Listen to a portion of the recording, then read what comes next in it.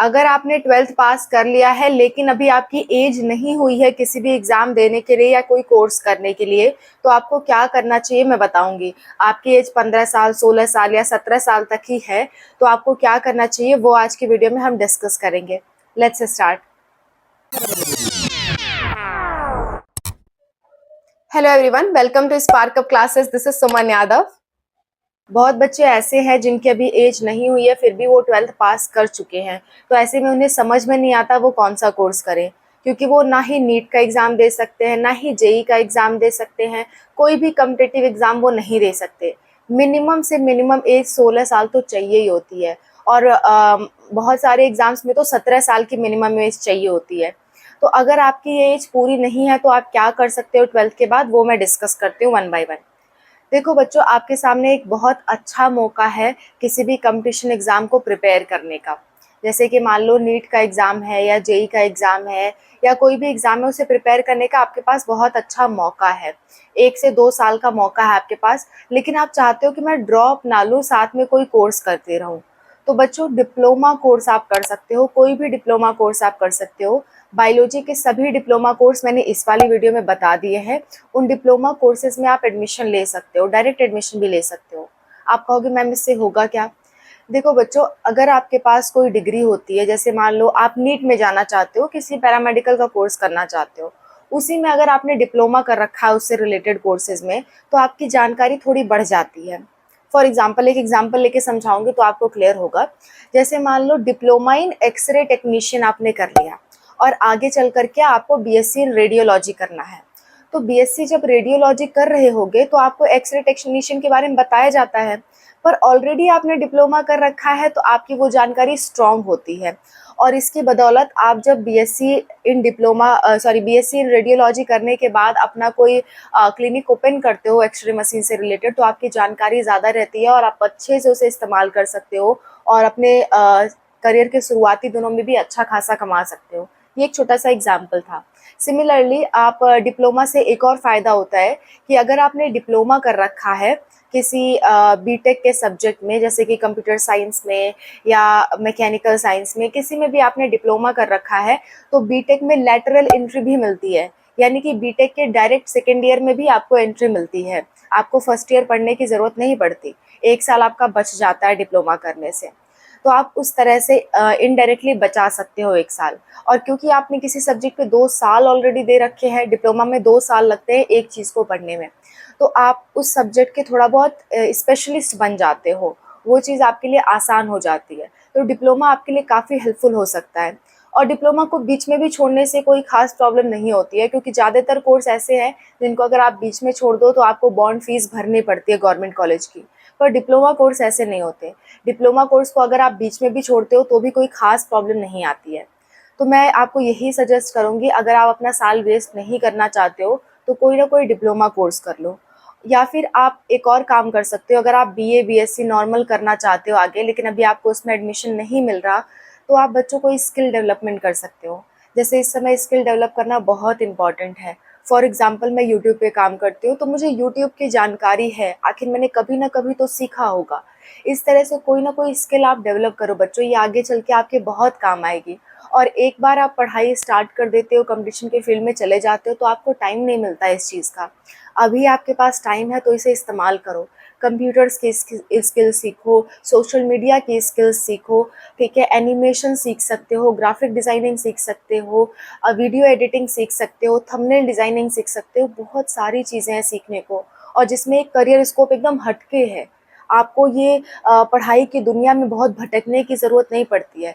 पढ़ाई की दुनिया में आजकल कितना स्कैम चल रहा है आपको मालूम है। नीट के स्कैम के बारे में कौन नहीं जानता, हर कोई जानता है कि नीट में 67 बच्चों के फर्स्ट रैंक आई थी बच्चों। तो कोई ना कोई तो स्कैम है।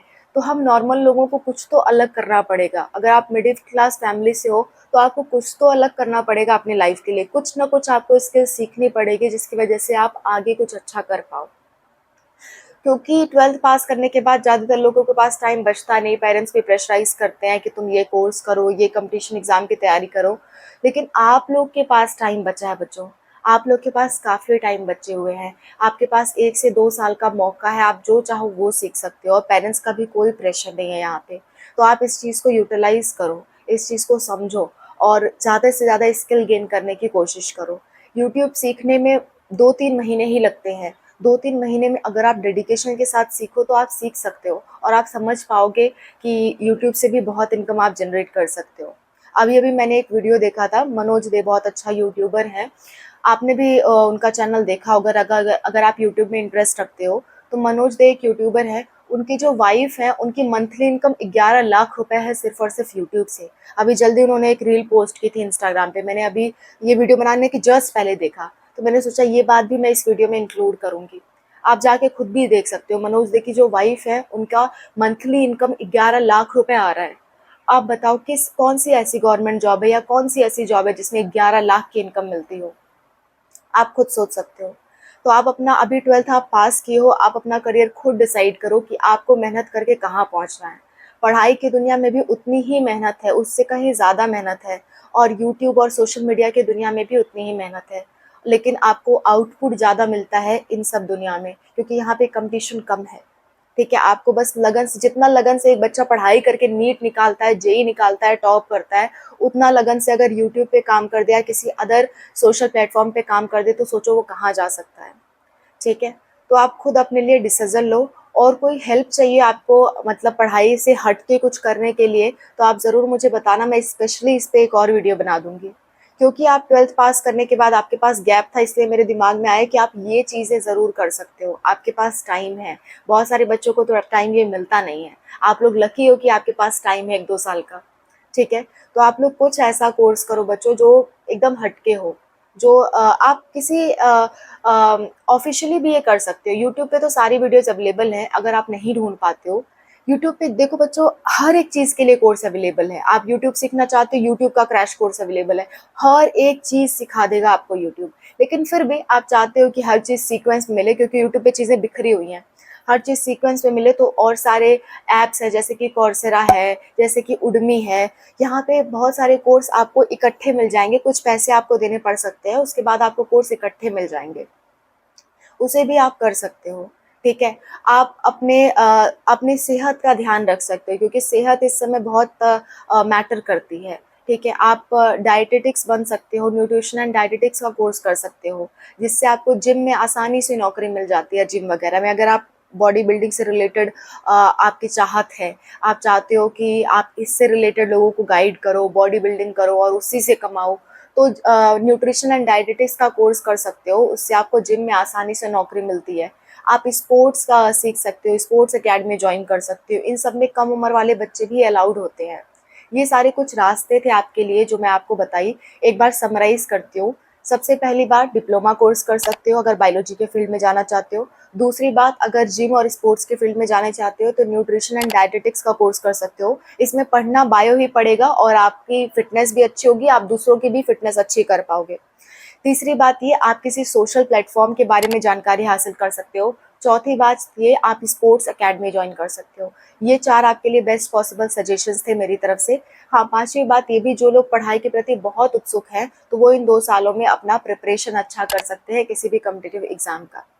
आई hope this is clear to you. ये पाँचों चीज़ आप कर सकते हो। और जल्द ही मैं एक वीडियो बनाने वाली हूँ कि 2025 में जो बच्चे 12th पास आउट करेंगे, उन्हें किन-किन बातों का ध्यान रखना है, कौन-कौन से एग्ज़ाम उनके लिए अवेलेबल हैं, टाइम से वो एग्ज़ाम का फॉर्म भर दें।